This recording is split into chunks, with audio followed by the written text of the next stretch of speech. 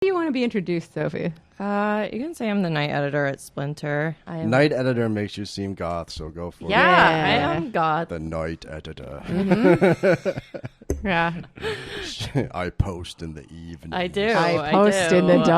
I only post in the dark of night. I do not associate with day posters. Yeah, pretty much. Night mode all the time for Sophie Weiner. Yeah. Let's just keep going with this. All right. Intro. All right. Okay. I don't have to say the Antifada bit. Nah, it's all fine. right. I'll just do it. Yeah, this is the Antifada. This is What are we show. saying? It's a show. All right. Yeah, it's great. So, I guess I should introduce our guest before we go any further. She is back, a two-time returning champion in studio for the first time that we're actually going to use. Yes. She is the night editor at Splinter. Sophie Weiner. Hello. Hey, how's it going? Good. I've come from Australia to see you, to be here right now. Aw, You come from a land down under. it's a lot of pressure. Yeah. What have you Good day. learned from the left down in Australia? What, Well, like that's kinda different what we talked posting about techniques? last time. Wow, jumping right into it, huh? Yeah, I mean, there is hardly a left in Australia. It's pretty depressing. Really? It's pretty vocal though. I heard from what I hear on Twitter, there's like a really intense, crazy left in Australia. Yeah, that's like 5 people. Yeah, no, I mean, there's like the socialists. There's the like Trotskyite socialists that hang out outside of the train stations and try to get you to join their cult. Whoa, cool. It's But like a crusty trot. Everyone sect. hates them. Yeah, there's a lot Weird. of infighting. Shockingly, And then there's the galaxy brain left that hangs out on Twitter and gets up at 5 a.m. to post incomprehensible screeds about people who live in Brooklyn that they're never going to meet. yeah, I mean that is literally like 2 people. But The yeah, A left. the a couple of lefts. I don't know. I haven't really hung out with them. I think they're mostly in Sydney, which is Hanging a bad out, place. hanging out yum, would yum. require for them to leave the house and Yeah. not just be on Twitter all day. Yeah, I've met like one of them. It was Sorry. fine. Oh, okay. I'm not going to talk about it on here. So Blind items. Later. Wow, you do work for Gawker. you are the night editor at Yeah. Splinter. Are there any divisions between the night and the day? What, I mean, it's dark at night, and in the day, it's light outside. No, I mean, it's Blowing my mind. yeah. I mean, I'm the only one on, so I'm all alone in the dark by myself, posting into the void. That is the mindset. You're like It's really fucking. It's really really dark. you're Yeah. like mods are asleep post hentai. I mean, I could if I wanted to. I post directly to the site. I can post whatever I want. It's a great privilege and responsibility.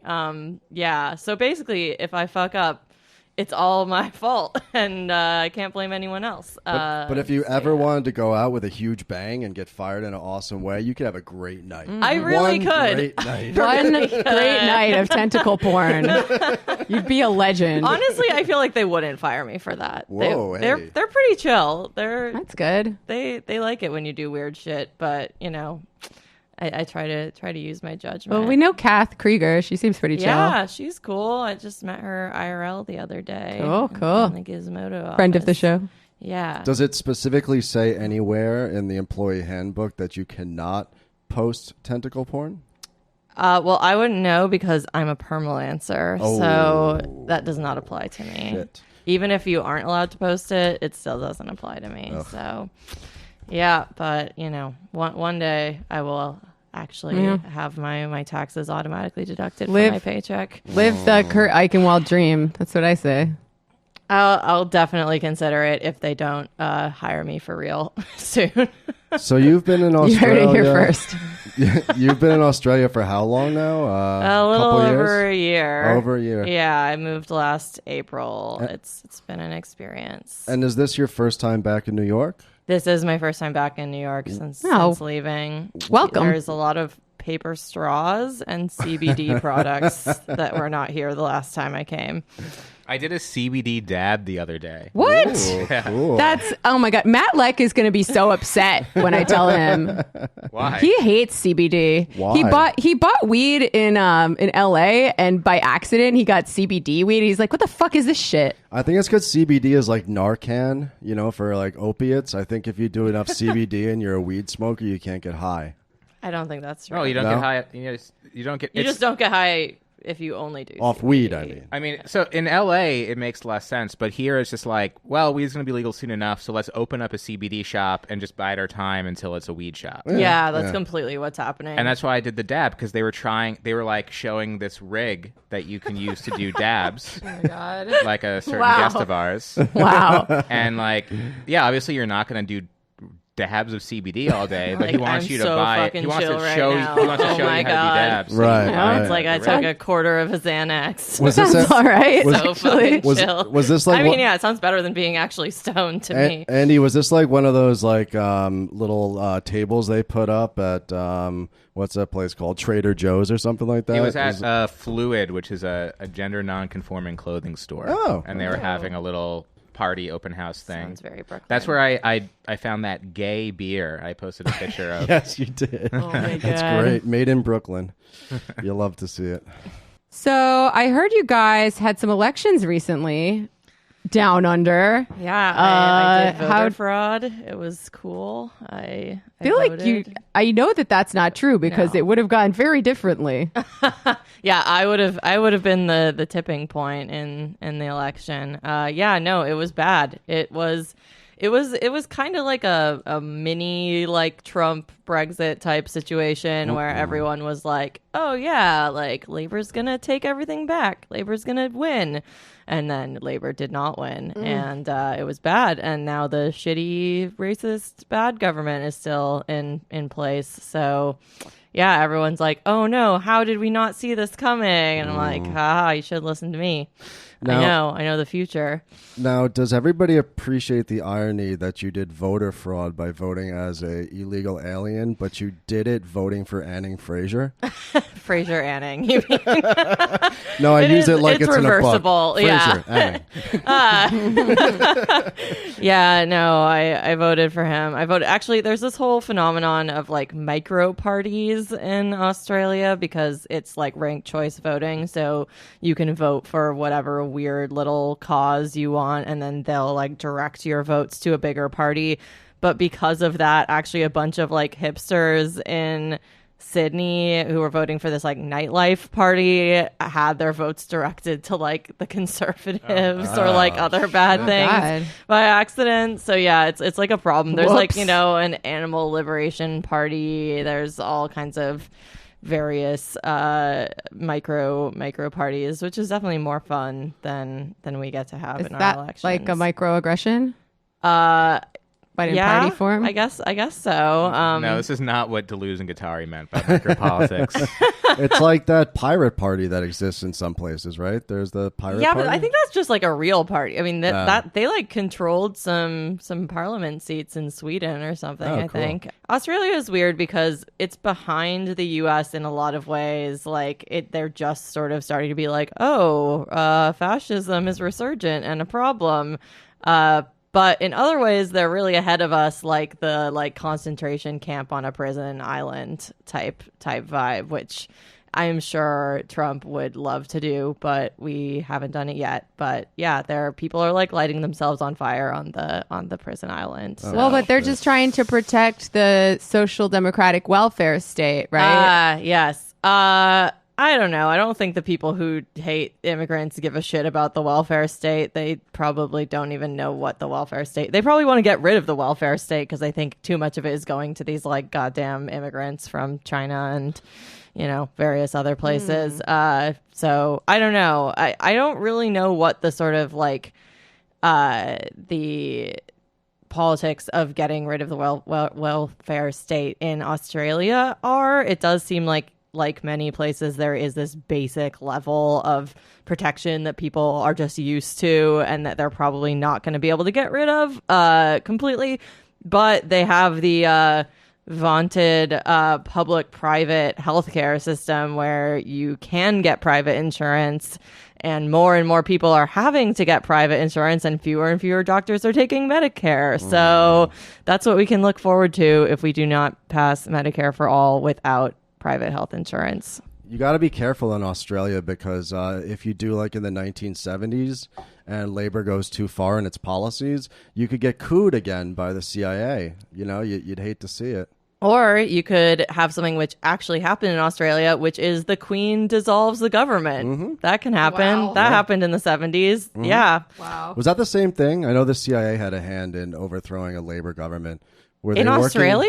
Yes. Yeah, I've never heard about that. 1976. Oh, I will look this it up. is real. Yeah, this is really Oh, real. Yeah. I think it's a different thing. It might be. I think it's a totally different thing. It's because they couldn't form a government, I believe, and so they, the like guy who's like the representative of the Queen in Australia, who technically has the power to dissolve the government but had never done it before, just was like, "Yeah, I'm doing it. Oh. Sorry, Is we're the still Queen part of the just monarchy." a kangaroo with a crown? No, the Queen is the Queen. There's only one Queen. Here we go. I found it in The Guardian from several years back. John Pilger, who is a great documentarian. His politics have got a little shit over the last few years, but it's an article in The Guardian, the British-American coup that ended Australian independence. In 1975, Prime Minister Gough Whitlam, who died this week, dared to try to assert his country's autonomy. The CIA and the MI6 made sure he paid the price. So I was right. CIA,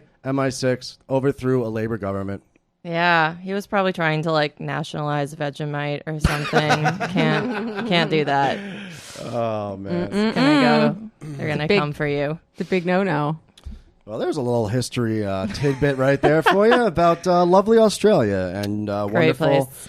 U.S. Beautiful. foreign policy. Let's get into some. love to see it. Let's get into some news that happened this week on this loose little show we've got here with Sophie Weiner. I think Jamie wanted to say something about something cool that happened in Albany for once this last week.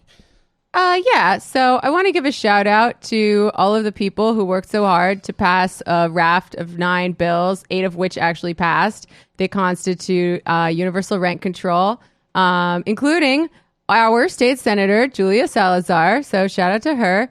The most radical one did not pass. It was Julia's bill that would have effectively brought most unregulated units under rent regulation, which would have been huge and helped a lot of people enormously. So the fight is not over, but the landlords are freaking out, which is good enough for me to think that it's at least a partial victory. There was a news article that said they were shocked that It's this so happened good. to them. It's so good. Oh, it's a beautiful They're thing. so mad. Well, Who fucking who? The AOC thing is, I'm sorry, the Julia Salazar thing is interesting because hers was the most radical, I guess, of regulations and reforms.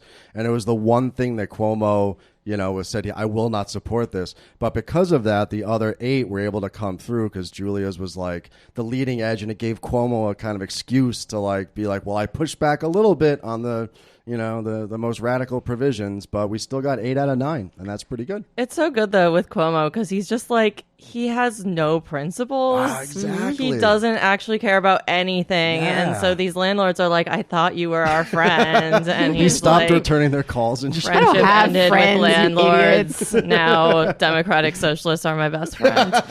Yeah, it's like, it's fucking hilarious. They're so upset. They're just like, we're just trying to help people get fancy condos and you won't let us. And now everyone in New York is going to be homeless. And it's like, yeah, there's not enough fancy condos. But There we needs to be bet more. billions and billions of dollars speculating on real estate in New York City so that we could take rent-regulated apartments and illegally kick the people out of them so we could make even more money for our investors. It's not Like, fair. what did people not understand about this beautiful plan we had to help them live more affordably? How did they not get it? Ungrateful. Great. Ungrateful That's babies. beautiful. This is why we can't have nice things, folks. Yeah, well, a bit of good news coming out of Albany for once. So cheers to everyone involved in that, including those people, not the politicians, who organized, fought, and canvassed in order to push that forward. Shout out to all of you. Hell folks. yeah. I also want to give a shout out to our third AOC. I know we've had some critiques of her in the past, but she did something very cool this week. She often does things that are cool. We're all very proud of her here in this polycule. She has come out in favor of legislation that would make it easier to study shrooms, MDMA, and other psychedelics. Yes. So AOC is ahead. Keep reading your zine. Peak mindset.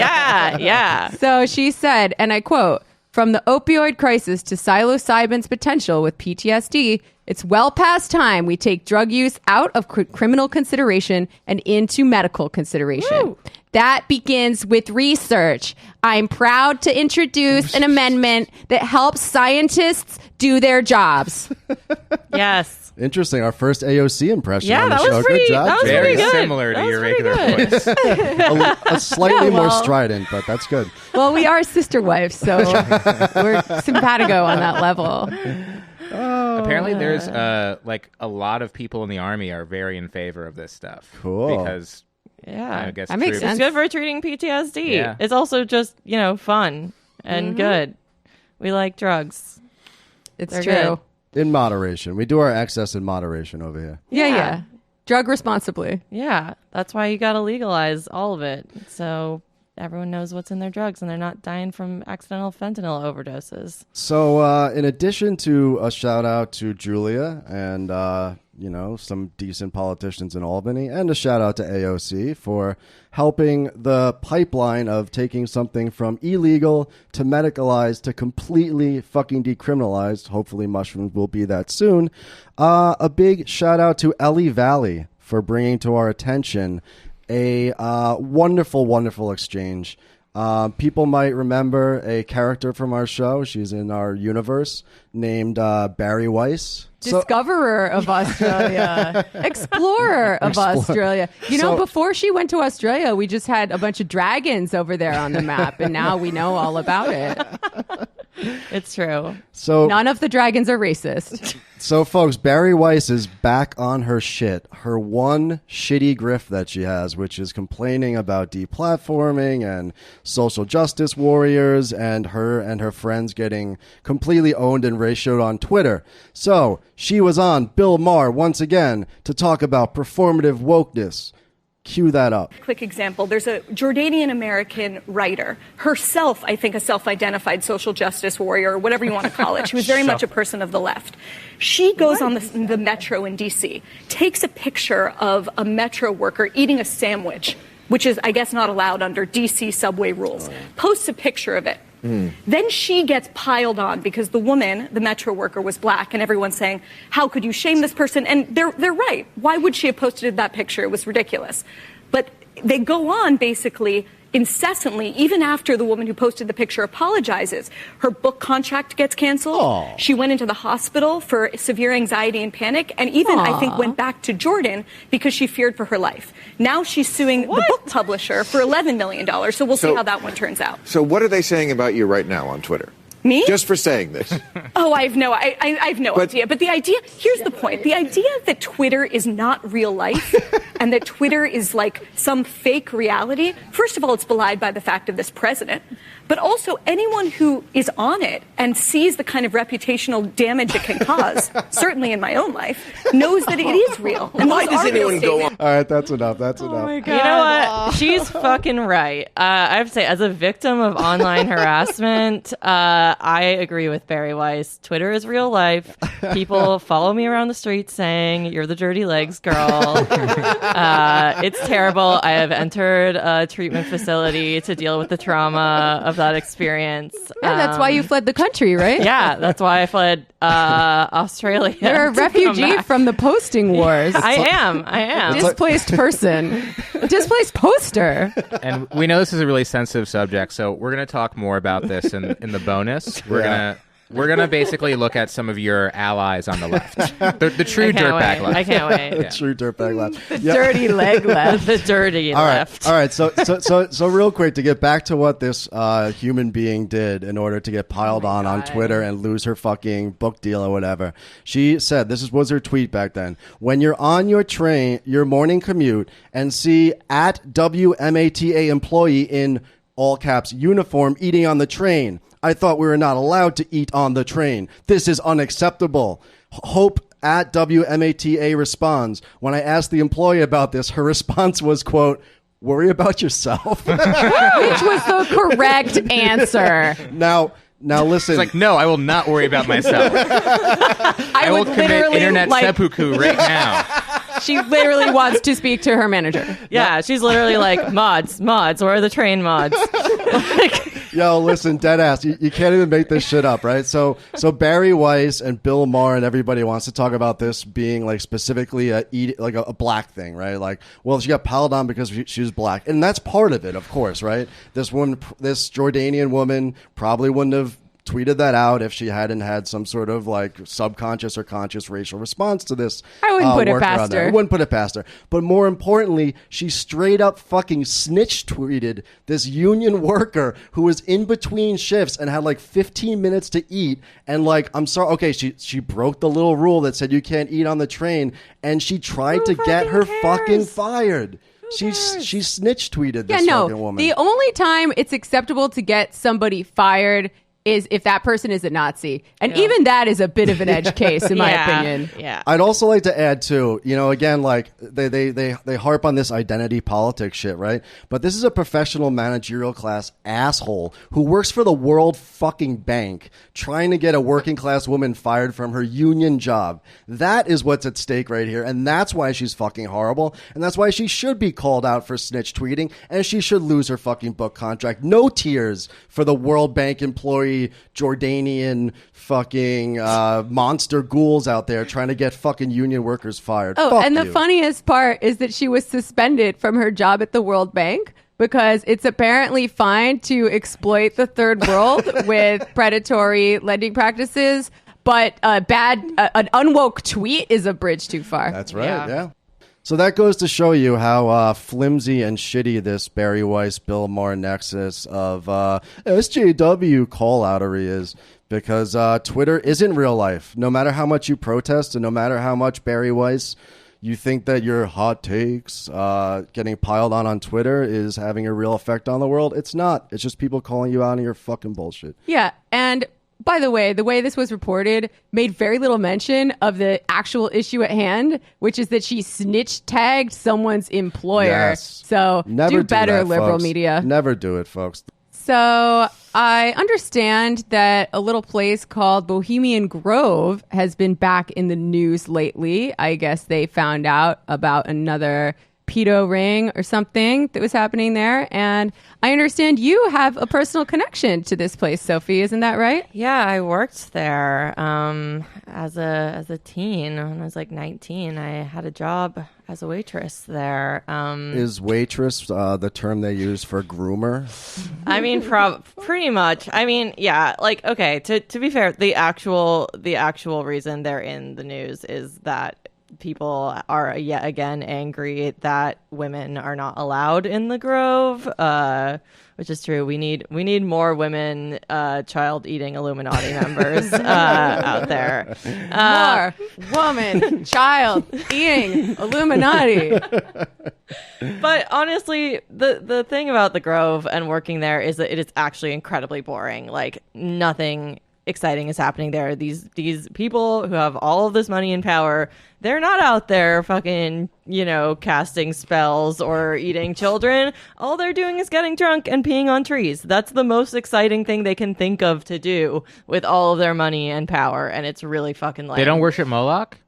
Not that I saw personally. Are you serious? You weren't allowed Or in that every my part of the friends had. Grove, right? Oh no, There were some special like boys only sleepover parties where maybe they did. Wasn't there a- There's literally a red line on the yeah. ground that you can't cross if you're a woman in the Grove, and they also are very strict about like employees have their own parking lot, and then you get picked up in a van and taken up, and at night when they take you back down, they don't turn on the headlights of the van because they don't want to like spook the old people or something. I don't know. Isn't it more spooky to just have a car with no headlights careening I down mean, a it's road? spooky for people in the car, that's for sure. But yeah, it's I don't know. Let's not spook It's Henry terrible. Kissinger. Let's just hit him with a vehicle I mean, with no headlights that would on. be fine, to be honest. But yeah, I am no, not it's calling terrible. for that to happen. I'm just saying No. that is a consequence Parody. that could happen. The only kind of spooks they have there work for the CIA. Yeah, like probably every CIA director goes there. But yeah, it was a very weird juxtaposition of like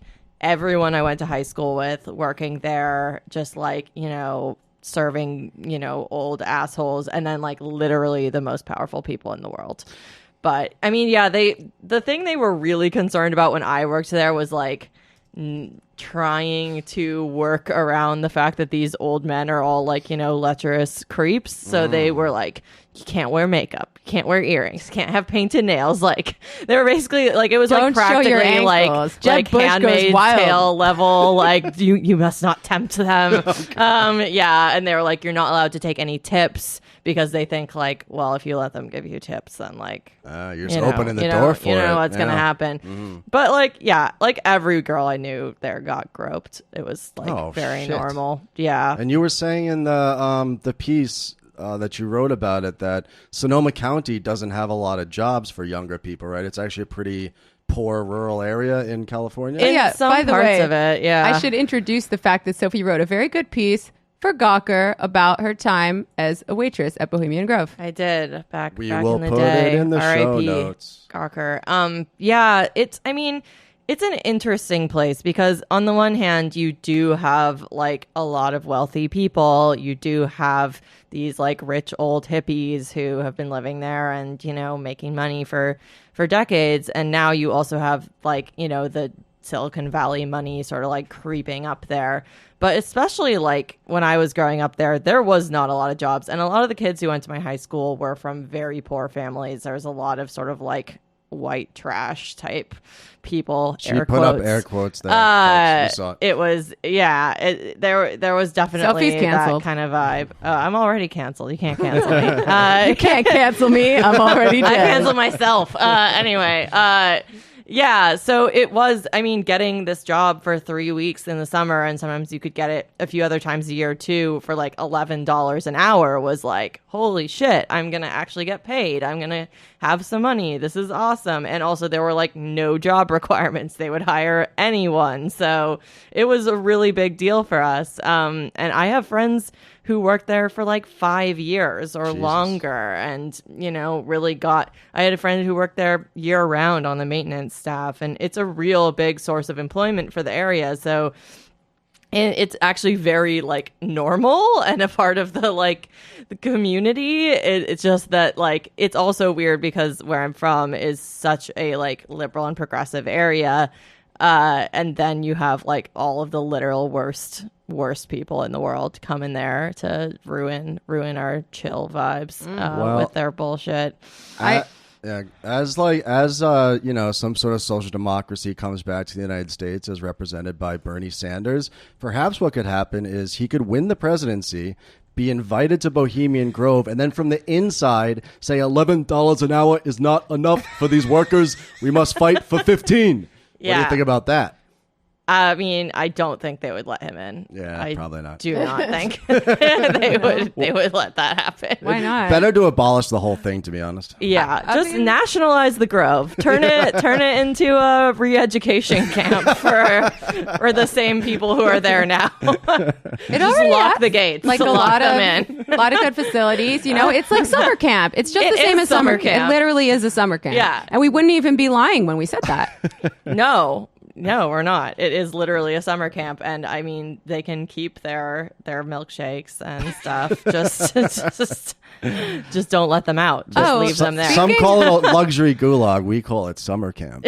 Speaking of milkshakes, I really liked the little story you told about how a certain presidential non-hopeful was once denied the sweet, delicious treat of a milkshake. It was truly the best story that my friend could tell me. Yeah, my friend who worked there served Jeb Bush, and he wanted to have a milkshake, but there were, even though it is very elite there, it's like they want to go there and like cosplay being a normal person, like having a like trip with their bros and just like hanging out and getting drunk in the woods and not talking about, killing people around the world. for a with few my days. I'm here with my bros, Richard Branson and Henry Kissinger, Clint Eastwood, Jacking with your homies. But so there are rules that sort of apply to all of them when they're there, and when you're in the dining circle where we worked, one of those rules is there's no milkshakes after 8 p.m. because the pastry chefs have to prepare the desserts. So, Jeb Bush asked my friend for a milkshake. It was after 8 p.m. And she's like, "Oh, I'm sorry, sir. We have to call them sir or refer to them as gentlemen at all times. But I'm sorry, I can't get you a milkshake right now. This is the deal." And he was just like, he literally was like, "Can I speak to your manager?" And she was like, "Yep, go ahead." And so she brought over the manager, and he was like, explained the exact same thing. And he literally was like, "Do you know who I am?" It's the most Jeb Bush shit that you can possibly imagine. And the guy was like, "Sir, I do know who you are, but the milkshake rule still applies to you." Well, it's just like, fuck, he can't get anything. I would say I feel sorry for Jeb. It's basically like a gulag already if you can't get milkshakes around the clock. Well, this was many years back, okay? And I would say for all you ruling class ghouls out there that go to Bohemian Grove, you don't even have to ask for milkshakes anymore, okay? After 8 p.m., before 8 p.m., we'll give you milkshakes whenever you want. Exactly. As long as you never leave. Just give us the keys to your Porsche and we'll take care of it. We'll take it from here. All right. Techno. It's obvious techno time. transition from No, I'm sure they had some lit raves at Bohemian Grove. I'm sure they got the best DJs. Well, that's the other weird thing is that mostly all the entertainment is provided by Grove members. So it's like the Steve Miller band is plays there a lot, but it's mostly like Henry Kissinger putting on a play with Donald Rumsfeld. Literally, I'm not fucking making this up. That's what it is. They really have. It's very dark. They've built their own gulag. Yeah, really, they have. I know. It's like, come on, at least get Blue Man Group or something. Yeah. Well, if I really want to level up next time I take acid, maybe I'll go to the Grove if they would even let me in. I'm pretty sure someone already did that. His name's Alex Jones. He's just permanently on acid. Yeah. His just body his normal makes state of being. Yeah, Alex Jones went there and he was like, "I've uncovered some crazy shit," but no, it was nothing. Someone dosed him. That's all it was. Yeah. So techno. All you electric dance music people out there.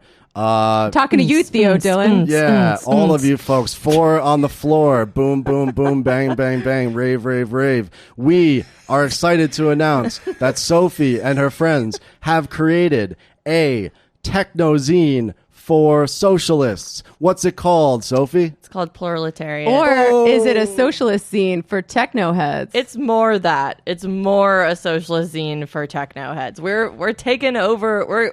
We are harnessing the energy of the techno scene and radicalizing it. Ooh, very Marianne. I like it. Yeah, that's what we're trying to do. We're trying to get the right mindset in the techno scene so we can take over everything else. Because I mean, if these people can stay up for 3 days without leaving the club, on drugs, and still, vaguely move, we need them. We need them for the revolution. We need their youthful energy. Yes. Yes, this is something I want to ask because I read the zine. It's very good. Great. Thank really you. enjoyed it. But I didn't find out what you're supposed to do at a techno party.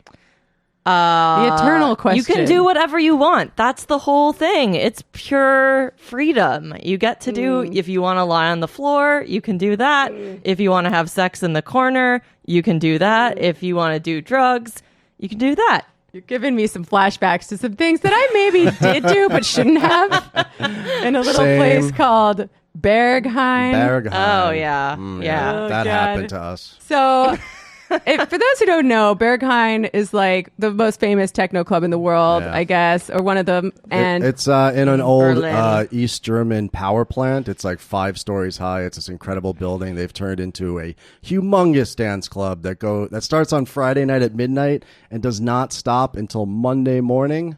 At like 7 a.m. or something like that. It's Like noon, I think. Yeah. Noon. Yeah. Yeah. Wild. so you wait in a really long line, and eventually you get to the front, and there's a door guy there named Sven, and he looks you up and down and decides if you can come in or not. And the way that they decide at this club is not the normal way that they decide at cheesy clubs in Manhattan. Right? It's not like, oh, you have a bunch of hot chicks with you. You can come in. In fact, if you're a chick, it's very hard to get in. Yeah. Yeah. They mostly want to. It's not just letting in hot chicks and keeping out black people, right? That's totally Although, to the be opposite. fair, they have had some problems with keeping out black people. Oh, man. There are some issues. Sven, do better. Yeah. Jesus Christ. Berghain's canceled. That makes this story a little less whimsical and adorable, but I'm going to tell it anyway. It's okay. So we still like it. we tried our best to look like they, I guess, I mean, this is what I was told. The idea is that they want to let in a good mixture of people who aren't going to like cause trouble. If you're a bunch of like Euro trash looking guys in soccer jerseys, they're probably not going to let you in, or a bunch of like sorority girls who are already drunk. But if you look like a cool, techno person or whatever, like our friend Arthur is really, really, really into this stuff. And he was like, all right, you guys are wearing black. You look like you're from New York. You're not in the top tier, but they'll probably let you in still. And we're like, cool. So like Sven let us in. And then what did we do there, babe? What did we do? We ruined everything. We were the stupid Americans. It was so bad. Perfect. So when you go to Berghain, something you should know is the drugs there are on It's a another different level. order Yes. from the drugs you get in the States. An order of magnitude, let's say. Or maybe at least New York. Yeah, fair. So like the Molly we were doing like it was regular Molly, but it was like straight from a super lab in Amsterdam, Yeah. like Galaxy Brain Molly. Just one big giant crystal. Sean threw up in the middle of the floor. Yep, sure did. Right in front of everybody, like a total asshole. 4 hours in, I just projectile vomited all over The thing is, what you should have done is just find someone who's into that and throw up onto them, because that's really that would be fine. Yeah. You just Everyone did would it be in the fine wrong with it. room, babe. Yeah, you were go just in the dark wrong room. part of I the should have club. done it in the dark room where all Yeah. the sex was happening. I fucked up. I was like, so I feel like I shouldn't even tell this story because my Tell parents are it. definitely Tell the listening. story. But like, I can't just be making this show for my parents, all right? The people want to hear. So if you're listening, mom Wait, and this dad, isn't turn just it for off your right parents? now. So I mean, they can't all be my parents, right? It's possible It's they Father's have some Day. Only under Alts. communism. Under communism, Oh, they were all your perfect. parents. This is a perfect story for Father's Day. So I'm like flat on my back in the chill out room because the Germans do everything perfectly, right? So they have a room for exactly this scenario. Yeah, the idiots who Via took too many very- drugs. via very dedicated I went there to too. making I was best lying down. bunkers. It was fine. Yeah. Yeah. So like my eyes are sunk way back in my head. I'm having really intense flashbacks to my childhood. She looked very unwell from my position. Sean had to cut me off from drinking water because I was just drinking too much Yeah, water. that's a problem. I kept thinking these nonsense sentences that like I knew if I could just figure out what they meant, they held some profound meaning, but then I would say them out loud and they would change and sound weird. I'm like, no, what the fuck is happening? right Virgil now? told a really similar story at about Berlin like 2 weeks ago. Yeah, except, okay, I listened to that, and no offense, but they know fucking nothing about techno. Those I did. people I specifically do warned not them know all. anything. I In their specifically- defense, I we told don't them either. this story before they went, and Yeah. they clearly didn't heed my No. warning. Whatever. I tried. Let the record show that I tried. So we stayed there till about 2 p.m. We felt so bad. We let Sven down. We really like, did. He wasn't mad. He was just disappointed. Like he thought we were like cool, chill New Yorkers, and Nah. we treated that place like it was fucking Coachella. It's unfortunate. We get back to the house too, and Sean did not know what to do with me because I was starting to come down and feel horrible. Yeah, she was from her overdose stage into her coming down stage. So what did he do? He made a nice lukewarm bath for me, and he washed my hair, and it was really Oh, nice. That's very sweet. It was so a real cute. like requiem for a dream moment though. Thankfully, Yeah. not the last Well, scene. The last scene was something we witnessed in the club. Yeah. You're Well, more like the mother character. Thankfully, under full communism, all the drugs will be measured at exactly the right dose. That's right. And we will collectively own the club. So we won't. Sorry, Sven. You will be part of the worker cooperative. He'll probably be fine with that. He seems pretty cool. Yeah, he'll be chill. I did see my first real world fisting at Berghain, which Wow. I appreciate that experience. So thank you, Berlin. Thank you, Germany. Thank you, Sven. I know that we let you down, but you did open my eyes to what a fist inside of a butthole looks like, and it's There you It's go. something I'll carry with me to the end of my days. Yeah. We walked by them the first time, and Sean's like, "Oh, he's giving his friend a massage. That's so nice." And then we walked back the other way, and Sean's like, "Oh, that makes more sense. I thought this was the massage room. Like, can I get one too?" Oh. I could have probably. But, He was Probably. massaging his prostate. yeah. Anyways, Anyway, yeah. so that's what techno is. But Too much? Nah, I it's always fine. take it No, a step it's too fine. far. This was my problem at Berghain as well. but yeah, we're starting a zine because techno's cool. It's good, and dance music is fun, and it's a cool radical culture that was created by people of color and queer people, and the state hates it. They try to ban it in every possible way they can. There's literally look up the Rave Act. Joe Biden supported it. Another black mark. Yeah. Among everything else, that's a bridge too far. Yeah. You What's can't the take Rave away Act? Rapes. It was, I believe, in the 90s. It was an attempt to make raves illegal, basically. It wasn't there's. I get them confused because there's one in the UK too that was a similar thing, and in the UK, it literally outlawed parties where the music being played was like a series of repetitive beats. Oh my god. They were like, we can't be having that. That's this almost is not okay. that's almost every music though. Yeah, Unless it's Rush. no, but- unless it's like Rush and it's just like all like They 7, tried 8 to like tempo. clinically define what dance music God. was That's some to Footloose outlaw shit. it. Yeah, it was fucking nuts. But that shit happened in the US too. And yeah, so they've tried to get rid of us at every turn, and we have continued to party regardless. But yeah, no, my good friend of the show, Zoe Beery, and I, we were at this great techno festival in upstate New York a few years ago called Sustain Release, and we were, sitting around the campfire talking about some shit in the ambient zone. We started talking to this guy, and I was just like, wait, are you in DSA? And he was like, yeah. And we were like, holy fuck. And then we're like, we need to start a techno caucus. That didn't really work. So then 2 years later, we're like, what else could we do? Okay, we'll start a zine. And here we are. But yeah, the idea basically is that, techno is this sort of liberating radical force that creates a model of what a different kind of world could look like, a less hierarchical, less restrictive, less policed world. And anyone who's been to a rave can tell you it is a freeing experience to get to go to this place where you don't have to worry so much about who you want to have sex with or what you look like or where you're from or any of those things. And you get to kind of just like be there. And so we've, been in the techno scene in New York for a while. And we realized that these people are like prime targets for propaganda. And we want them to, we want to bring them in. We want to bring them to the cause.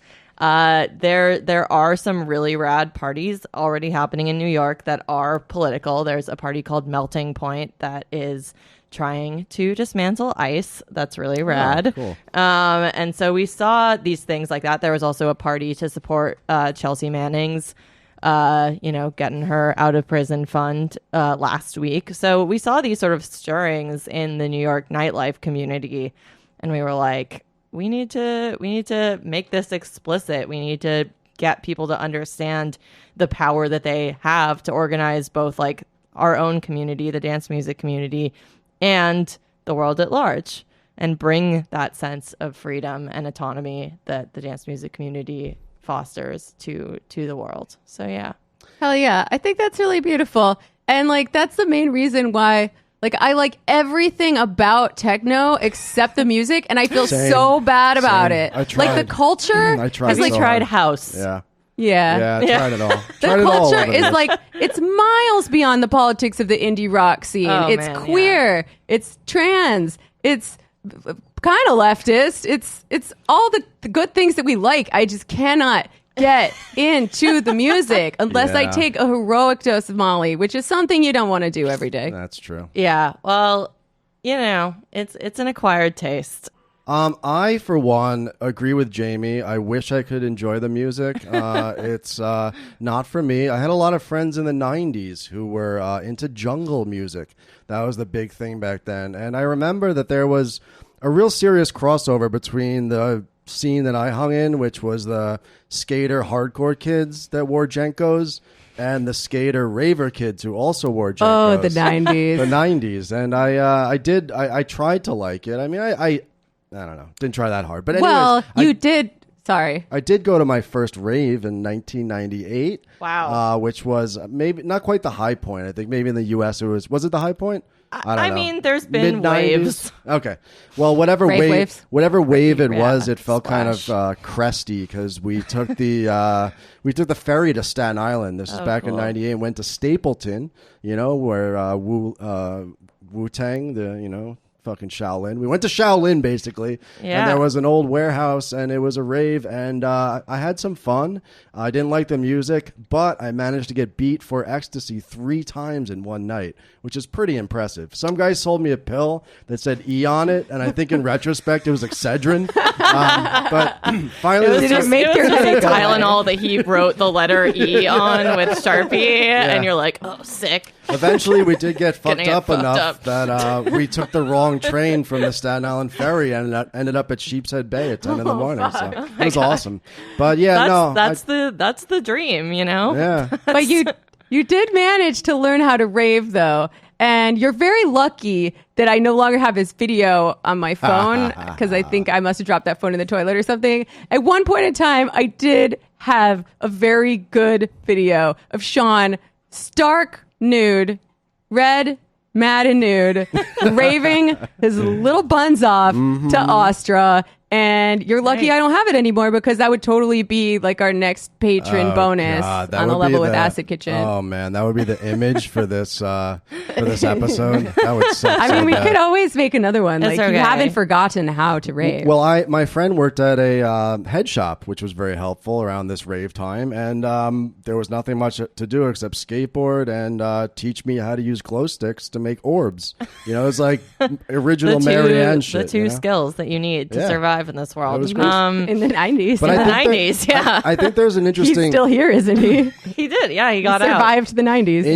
In your manifesto, I believe it is, you talk about turning real estate into rave estate. And that's maybe why in my mind I associate the skateboarding thing with the rave thing, because both of them are about appropriating spaces Yeah. that have either been disinvested in by capital or that aren't meant for pleasure and aren't meant for thrashing. And when we were kids, anything was game. Yeah. Public parks, we used to skate in front of police station, like the Brooklyn banks and all that shit.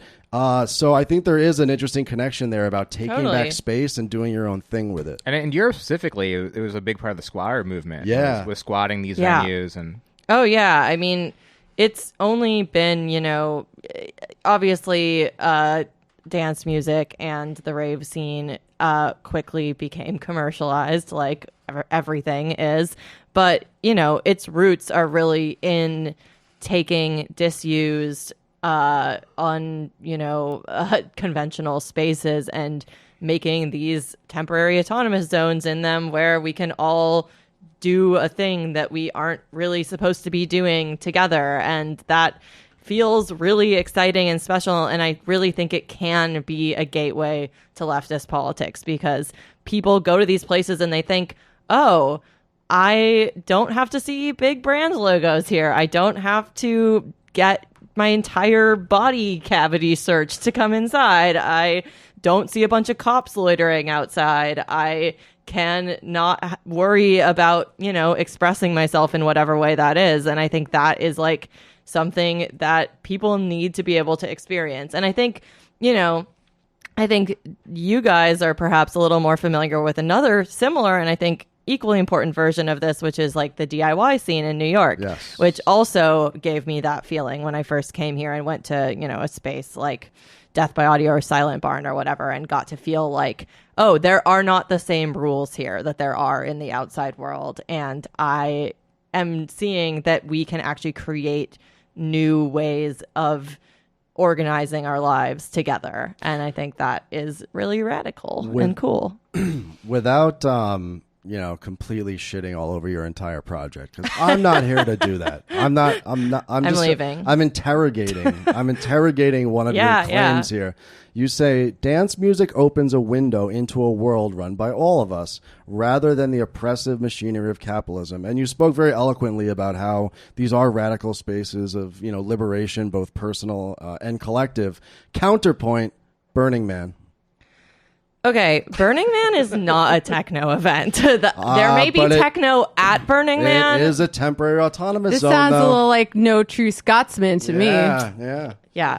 No true techno. Excuse me. This is not logic based. No, That was last week. I mean, okay, you could just as easily. I mean, I think we do mention in our manifesto, and we definitely are going to be dealing with as we continue this project, the fact that so much of dance music culture has been co-opted by everything from Red Bull to Burning they have Man. a very Tech prestigious Bros. academy, I hear. They do, and I mean, I've worked a lot for Red Bull, and I think sugar-free Red it's Bull cool. helps you make the best posts. We should take all their money. We should take their money and use it to do our things for sure. But there are They're a like lot. the modern day Medicis. Basically, yeah, there's a lot of problems within the dance music scene, and so it's not in any way like inherently going to create a more equal or just society. And so I think that's why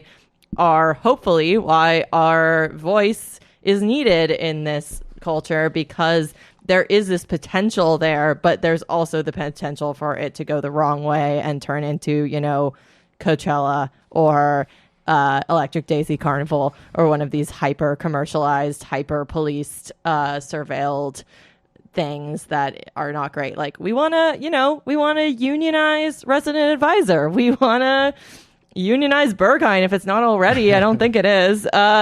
We want to inspire people around the world in this, very interconnected international scene to think about both the structures inside the community and how they could be changed, and the structures in our lives and in the wider world, and how maybe we can take the best from both of these worlds and create a new kind of reality. So you're not saying that techno and that scene is a replacement for organizing in politics. You're saying that there are some elements of that can be a model for how we imagine a better world, and also that scene, because of its DIY nature and because of the liberatory experiences, collective experiences that they give people, that they are prime spaces for starting socialist organizing. Yes. Is that fair? Yes, Okay, 100%. cool. You got it.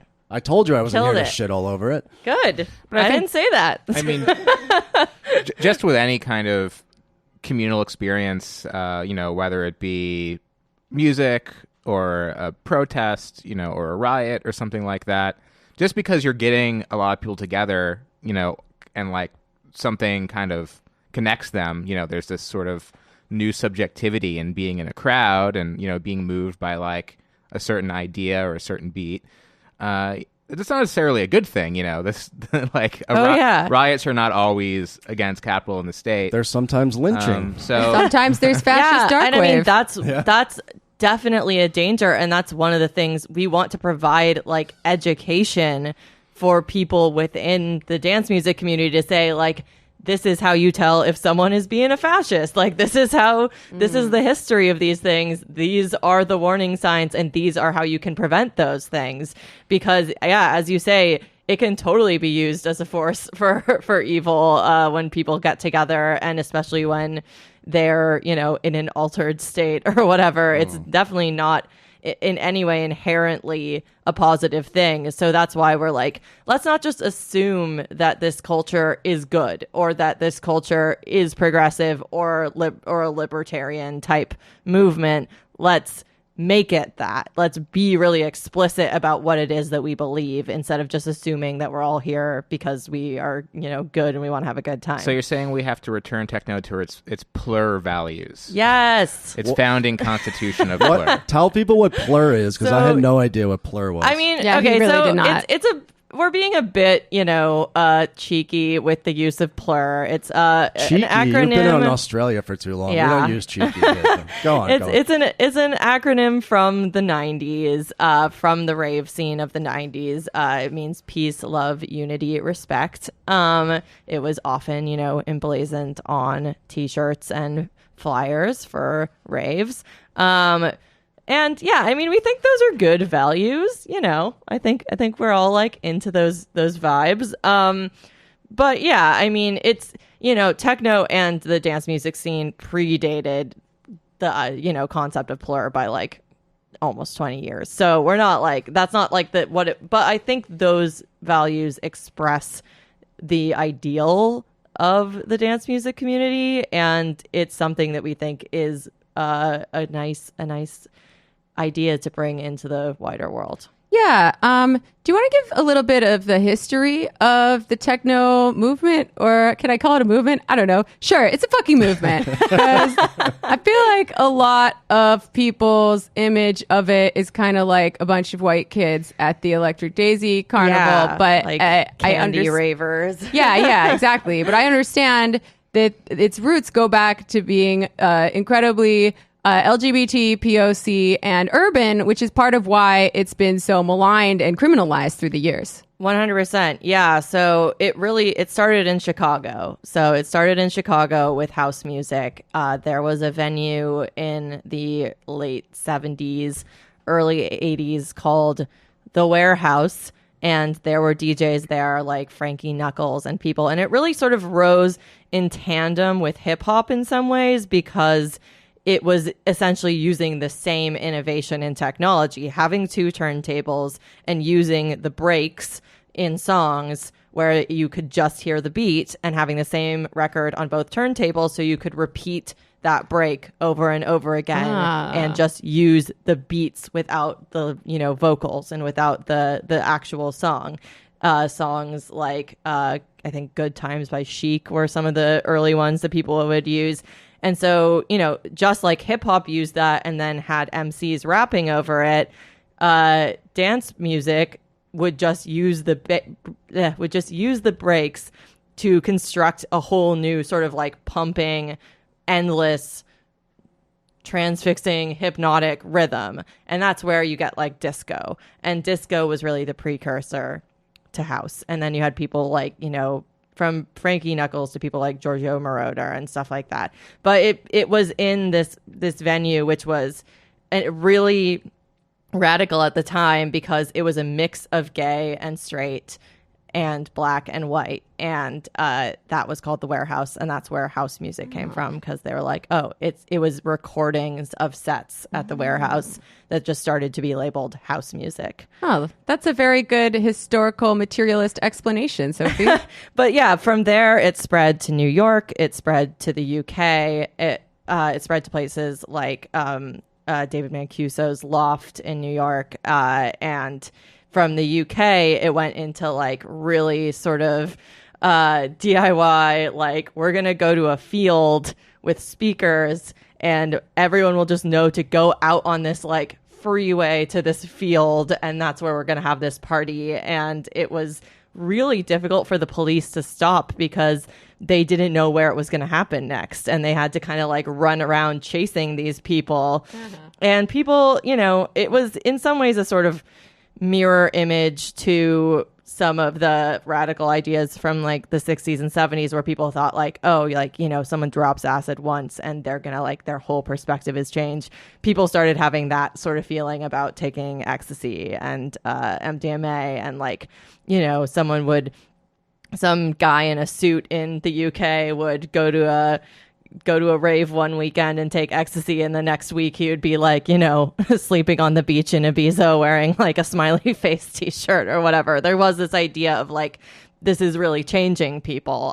But yeah, it all started with the Black queer community in Chicago and in New York. And it's really not about the, people at Coachella with the flower crowns or the like super serious white guys in Berlin. They're just the beneficiaries of decades of culture. So yeah. Well, it's got a knockoff effect too, even for people who weren't organizers or a big part of that. One specific example is I was on the job recently, and I just got laid off, by the way. Woo! So I had a good month out on the construction site, but I'm laid off now, and that's fine. More time for podcasting. But one of my best friends in the union, he's about 10 years older than me, and he started a conversation with another guy on the job several years back about their childhood, and he used to go to the Limelight all the time. So here you have, in the late 80s, early 90s, here you have a guy who's like a half a gangster, like straight up like Staten Island Italian-American dude who is like cool as shit with a lot of cultural signifiers and different sort of subjectivities, much more so than he would have been otherwise, because he used to hang out the Limelight when he was a kid, when he was younger, and so did these other guys. And like it gave them a new kind of, view of the world and what, acceptance of different communities. I'm going to guess he's not one of the coworkers of yours who says the N-word. Unfortunately, I've heard him say the N-word. So these things are very complex. You can't have it all. You can't have it all. But he's better than most. One thing I wanted to say, and this is something that we didn't touch on in History as a Weapon, or I think in episode 17 about the 70s, but the backlash to disco in the late 70s and early 80s was huge, because disco was very similar, right? In that it was urban, it was POC, and it was also queer. And it was this music that kind of transfixed the nation. And the backlash to that ended up with this disco sucks, burning. And it was very fascist. Disco sucks was like a fascist movement. And it was a reflection of the backlash of these these conservatives from not in the cities, who are largely white, who rejected not just the music itself, but of course what it represented, which was this decadent, urban, non-Christian freedom, or queer people of color. Exactly. Yeah. I mean, that disco was was dance music. Disco was the precursor to the entire dance music scene. So, that was really the origin story, is this, new way of doing things with people, which is more fluid, more free, different kinds of people together, lots of queer people, lots of people of color, and then all these really angry straight white dudes coming in and literally burning disco records and blowing them up at what was it Fenway Park or another Wrigley Field. Wrigley Field. Okay, sounds like something they would do in Boston. A baseball place. Yeah, Chicago's got that too. Yeah. But Yeah, Cubs fans, Red Sox fans, Yankees fans, that's like the alliance of like sublimated the American evil fascism. axis. The axis of evil. Anyway. Phillies fans, Nationals fans, oh my God. But so I think we're good on that. Let's talk about drugs for a minute, because I know that's as one opposed of to what our... we were talking about before. Let's talk about something else for a change on this show. We've never talked about drugs before, but there's a first time for everything. And I've seen the critique, like even when I myself write about drugs or write on drugs or take drugs and attend a horrible neoliberal nightmare festival like I did last summer. The critique I sometimes get from people is that I'm really displaying my privilege by taking drugs and writing about it, because it does take a certain level of privilege to be able to do that. And I'm sensitive to this critique. My response is usually like, there's nothing wrong with doing drugs.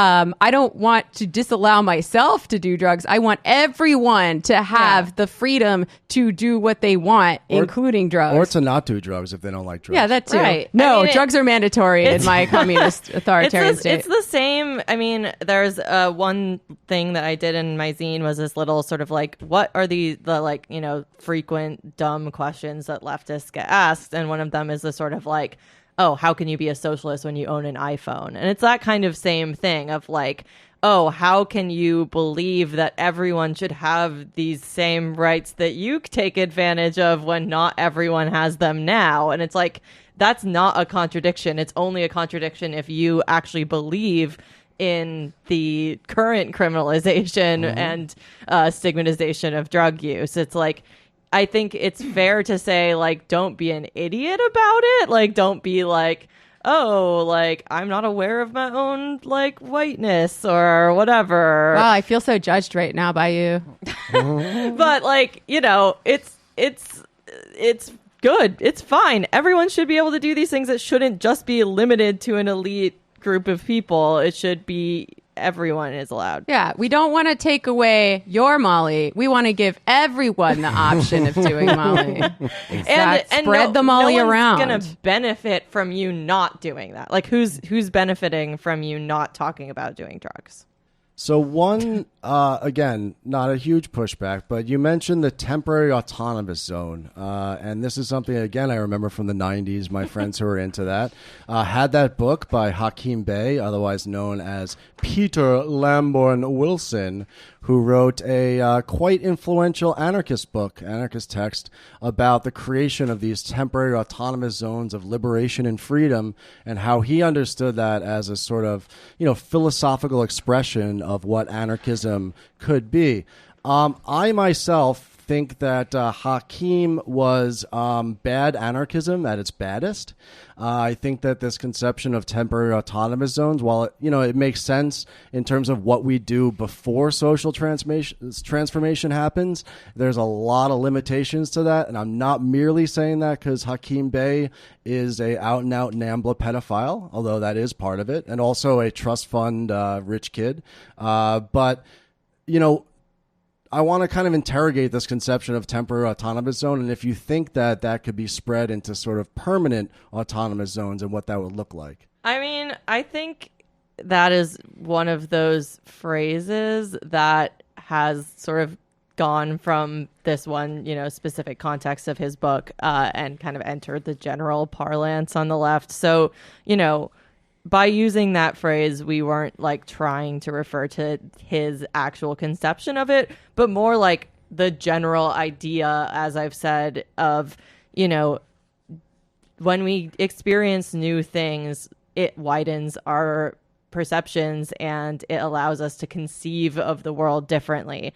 And, I don't think Zoe or I in any way believe that like we're going to slowly like inch the walls of the rave out until the entire world is just Berghain. Like a annihilation. Right. I mean, that would be okay. Like if someone was like, I can do that right now, I'd be like, sure, why not? Let's just do it. I'd go for it. There's a China Mayville novel in there I'm somewhere. sensing like a Posadist rave version of the movie Annihilation, if anyone's hell seen yeah. that, where like the I would watch blob that. just expands to consume the whole world, but it's good. Yeah, I mean, I don't think either of us are like that's our style of social transformation that we're gonna do. No, we're just like, this seems like a way, because it's something that we've both experienced in our own lives.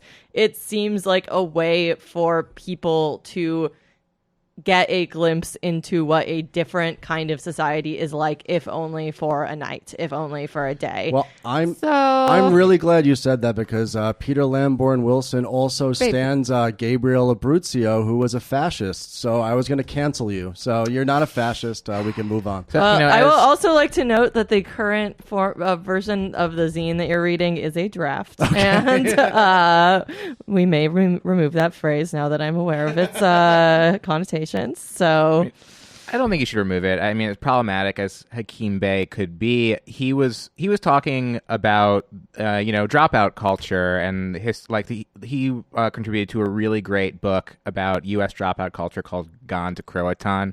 So he's not just talking about like Burning Man and like the Fiume commune, I believe it was called. It was, yeah. He's talking about like the Paris commune or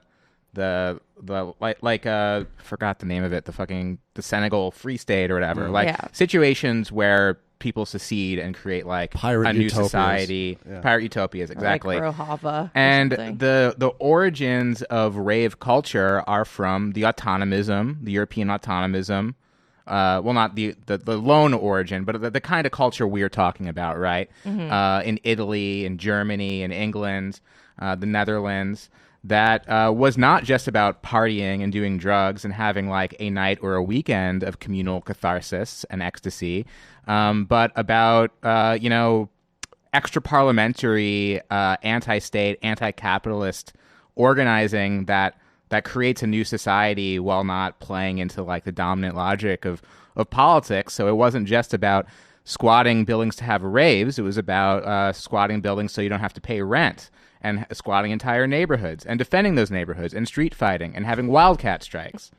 Yeah, I mean, I think also like the place where I first encountered temporary autonomous zones as a concept was like at Occupy, and you know, for all of the problems and stuff with that, I do think that like we wouldn't be where we are today with like the leftist movement that we have in the US if we hadn't had that sort of idea enter you know, the public sphere in the US. So I do, you know, obviously we're not like at a place where like socialism is about to happen in the US right now, but like I think we're closer because that those places existed, and we were able to see shit last year like the Occupy ICE stuff, which was really, really cool. And it's like, I think that's the kind of thing that we're thinking of is like, I mean, you know, it's like, as we quote AOC, our girl in the zine, you can't conceive of what you can't see, or whatever she says. So, you know, you gotta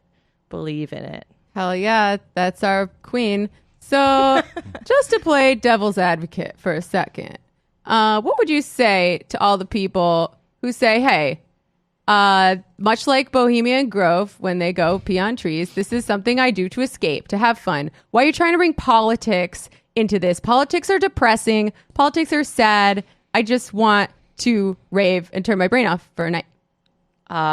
Totally get it. Totally understand. Yeah, it's actually a really good question. And I think most listeners of your show are probably not the ones who would be asking such a question as they are, you know, in the political thing already. But like, you can't escape politics, unfortunately. Like, that warehouse that you're going to have a dance party in is probably in a gentrifying neighborhood controlled by greedy asshole landlords, and it's not going to be there in like a year or less if you don't invest in the politics that already impact your life. And obviously, if you're pretty much anyone other than a straight white dude, those politics are already like constraining you in your day-to-day lives. And even if you are a straight white dude, your rent, your taxes, all of these things are controlled by politics. Whether or not you have healthcare is controlled by politics. It's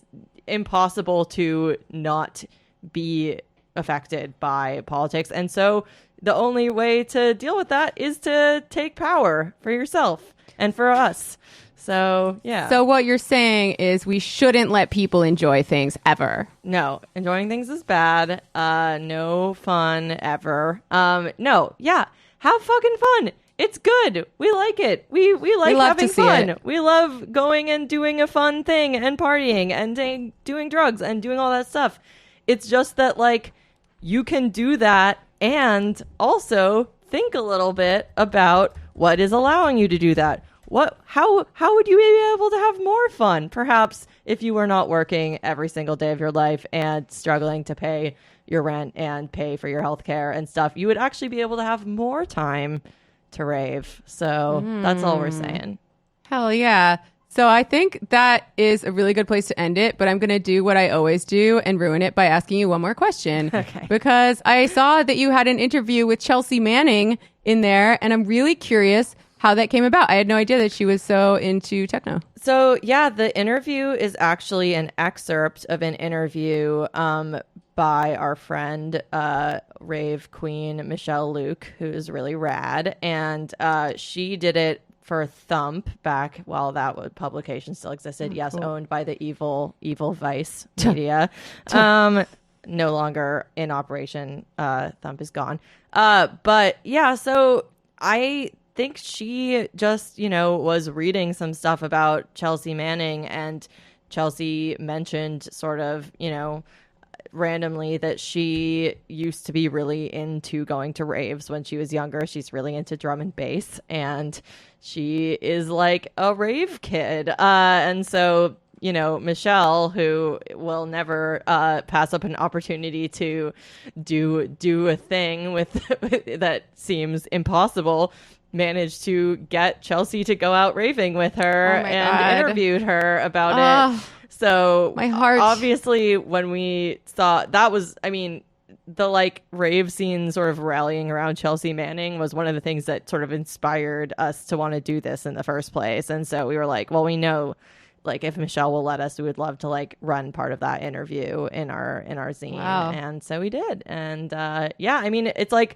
if you need a case study in raving, giving someone a place to express themselves and to be who they are and to see a different way of doing things, I'm pretty sure Chelsea feels like that did exactly that for her. And as we know, she went on to do some pretty cool stuff out there in the world and really live her politics in an incredibly intense way. So, wow.